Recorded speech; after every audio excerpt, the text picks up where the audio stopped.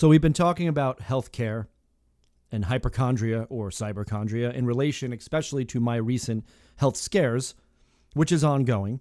I did have some updates. I had my colonoscopy on Thursday. I do not have Gardner syndrome or FAP, so that's good news. But there's always an asterisk with me, and the doctor did find a couple of things, including an AVM, which is like a dilated blood vessel. It's not life-threatening or anything. Usually you'll find them in older people, so of course I had to have it at 37. Usually the worst case is they could bleed. But they say even when they bleed in the colon, like you usually won't even know what's happening. You could get fatigue but usually you won't even see it in the stool. And over 90% of these AVMs do stop bleeding on their own. So I'm not really worried about that. What did concern me is that he also found a small polyp and removed it. So when I woke up in recovery, the doctor, he said, "You're fine." He said, "You're fine." I said, "Really?" I said, so he said, "No Gardner syndrome." I said, "Really? So no Gardner syndrome, no polyps?" He said, "Well, yeah, but you only had one and it was small and I removed it. That's normal." Now, I don't know if he meant it's normal as in the type of polyp it was looked normal or that it's normal that a 37-year-old had one. So, of course, I was grateful and the nurse said, "Yeah, don't worry about it. It's like a little pimple." I guess. But so I went home and of course I started going online, which I know I'm a hypocrite. I tell you guys don't do that for good fucking reason. Because now I'm freaking out again because everywhere you look, having a polyp removed from your colon, especially at 37, is not so common apparently. And I don't know what I'm supposed to do now because there are different types of polyps in your colon, some of which are non-threatening at all, except for the adenoma. That's the type of polyp that can turn cancerous. In most cases, they don't, but that's the one that kills 95% of people with colon cancer. That's the one. So, of course, I think that's the one I have. And depending on what website you go to, either the adenoma is the most common form of polyp that you can have in your colon. Other sites say that there's other ones that would come first and more commonly. So, the worst part of all this is the waiting. I have to wait 2 weeks for the follow-up appointment because I guess they biopsy it. And of course it is America, so it takes a long time for biopsy results to come in. This was not considered a major concern to the doctor, so this is not exactly a rush job. So my wife, she's fine. She's confident. I don't think she's just faking it or being blind or anything like that or too worried, so she's just putting up a shield or something, a defense mechanism. She seems logically conclusive that I am okay. The doctor said to her as well as me, he's fine. He had one small polyp. That's normal. I removed it.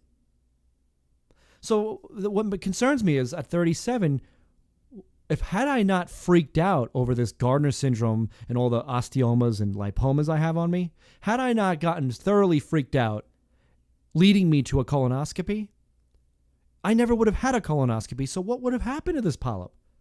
In the next decade, would I be dead? Would I have gotten colon cancer? These are the questions that haunt me. Like, oh man, was I that close to cancer? And then, what's the future going to bring now? Am I going to have to get fucking colonoscopies every few years now just to be safe? He said, I'm fine. This is normal. So hopefully not. So for the next 2 weeks, I'm like, well, what is this? What was it that I had? Which type was it? So I'm sure we'll call, now and then just to see if there's any results in. And there won't be. I won't get answers that way. I'm such a pessimist, but you've been listening to the show. You know that for a while now, I have been going through this stuff. Like I've been really worried about these things. As of right now, no, I don't have colon cancer. I do have other symptoms, which I'm, at least for now, going to try to attribute to stress.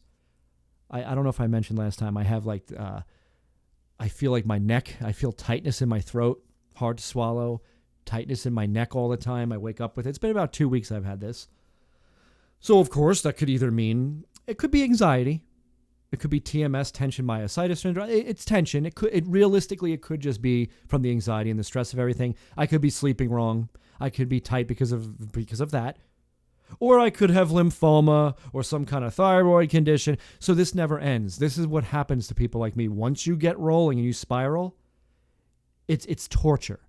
It's torture. All I want to do is go back to the life, like I said last time, that I've been taking for granted. I quit drinking a month ago. And I'm not looking back on it because now I see that it is poison. I mean, Jesus. I mean, I had a polyp in my colon, which could have been aided by drinking, they say. It could be. So my diet overall was bad. My attitude in life obviously sucks. But I want to be happy again. I want to go back to not worrying about health stuff. I want to be a dreamer again. I want to look forward to the future. And I want to make music again. And I want to have take walks with my wife and hold hands and talk about stupid shit and not this crap at 37. For fuck's sake, how selfish am I? My mother, yesterday was my mother's birthday. She's 65 and she spent the day in the hospital alone. I think my sister eventually got there after work, but for most of the day, she's in the hospital by herself. She's coughing. She's got bronchitis. She had another stent put in recently. And I'm sitting here babbling about my little polyp. And I'm going, Mom, like Dr. Oz, he had a polyp.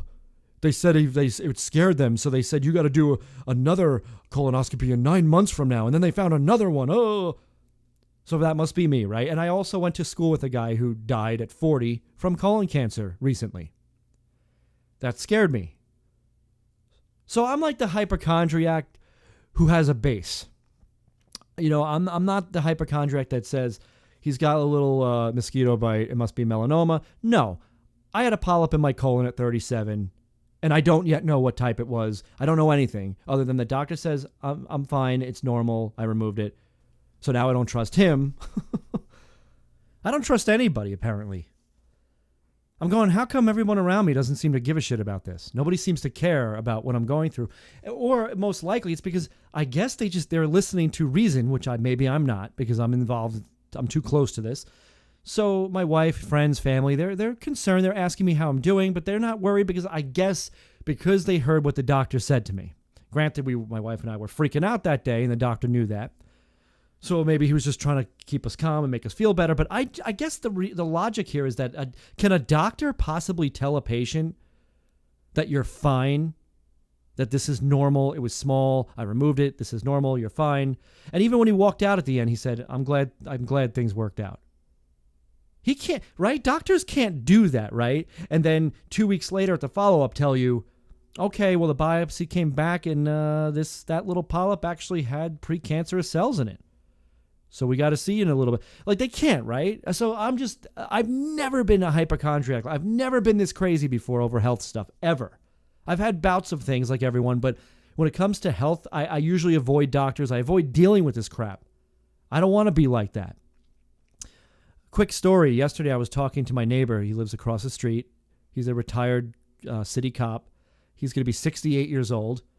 And we were talking about stuff. And he's telling me stories of Vietnam. How, you know, his platoon would be shot to pieces, and then his job was to go collect 6 bodies after they were sitting in the hot sun for 4 days because it wasn't safe to go get them yet. And he had to pick them up one by one and bring them back and bury them. This is a guy that, you know, he had to tell parents that their 12-year-old son was killed in an accident as a cop. This guy goes to the VA in Northport he said like 3 or 4 times a month. He had exposure to Agent Orange. This is a guy that, you know, and yet he doesn't act crazy. He smokes cigarettes, which is bad. He had a heart valve replaced last year, and he's smoking cigarettes. But he talks to me, and you know what he does yesterday? He gives me his lawnmower. He brings it over because he knows mine broke. So he gives me his, not borrow. He said, keep it. I said, what do you mean? I said, well, where should I put it when I'm done? He said, keep it. I have arthritis. I'm too old. I pay guys to come and do my lawn. I don't need it. Keep it. You know what I mean? Like, I'm freaking out like a motherfucker over something that my wife is swearing I'm never going to get. She says, I'll never get colon cancer. Well, it's never going to happen to me. That's not my story. What are your thoughts on this? Because I'll tell you what, next time I update will be the final update on this stuff. That'll be the final time I talk about it.